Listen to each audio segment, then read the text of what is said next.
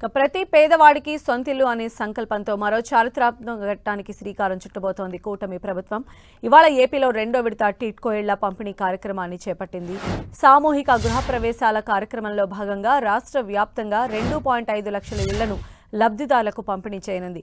తిరుపతి జిల్లా సూళ్లూరుపేట నియోజకవర్గంలో నిర్వహించే ఈ మెగా ఈవెంట్లో ముఖ్యమంత్రి నారా చంద్రబాబు నాయుడు స్వయంగా పాల్గొని లబ్ధిదారులతో గృహప్రవేశాలు చేయించనున్నారు.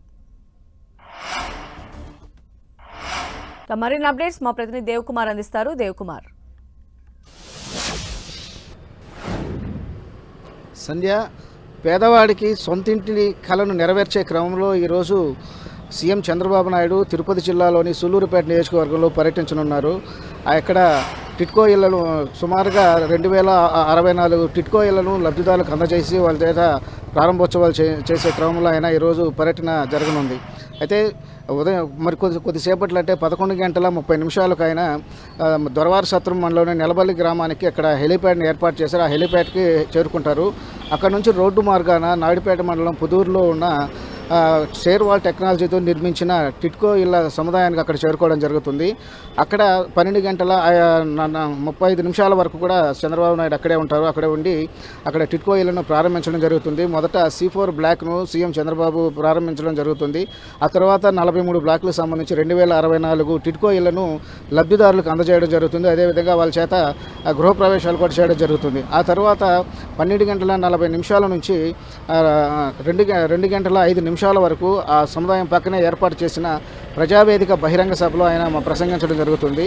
ఆ తర్వాత లంచ్ బ్రేక్ ఉంటుంది. లంచ్ బ్రేక్ తర్వాత 2:40 నుంచి 4:10 వరకు కూడా అక్కడ అంటే పక్కనే ఉన్న బిర్దవాడ గ్రామంలో టీడీపీ శ్రేణులతో ఆయన సమావేశం అవుతారు. ఆయన టీడీపీ నాయకులు టీడీపీ కార్యకర్తలు ఆయన మాట్లాడడం జరుగుతుంది.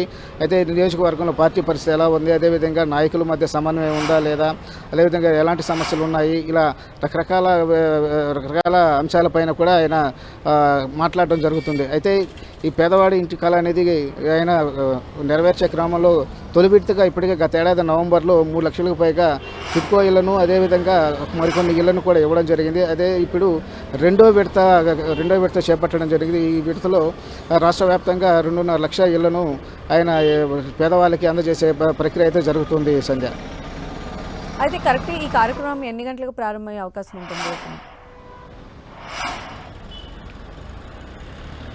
అయితే ఈ కార్యక్రమం ఆయన 11:30 ఆయన హెలిప్యాడ్ వద్దకు చేరిన తర్వాత 11:50 టిట్కో ఇళ్ల దగ్గరికి రావడం జరుగుతుంది. అక్కడ టిట్కో ఇళ్లను ఆయన మొదటగా ప్రారంభించడం జరుగుతుంది. ప్రారంభించిన తర్వాత 12:45 వరకు కూడా అక్కడే ఉండి మిగతా లబ్ధిదారులు ఎంతమంది అయితే ఉన్నారో వాళ్ళందరికీ కూడా ఆ టిట్కో ఇళ్లను ఇవ్వడం జరుగుతుంది. వాళ్ళ చేత ఆయన గృహప్రవేశాలుగా చేయడం జరుగుతుంది.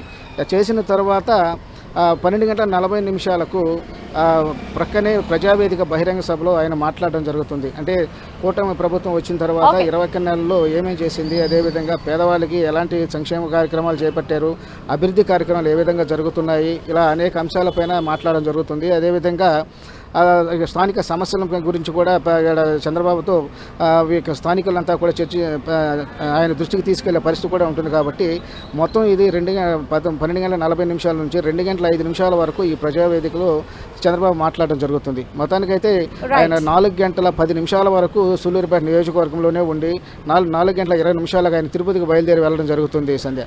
రైట్ దేవ్ కుమార్.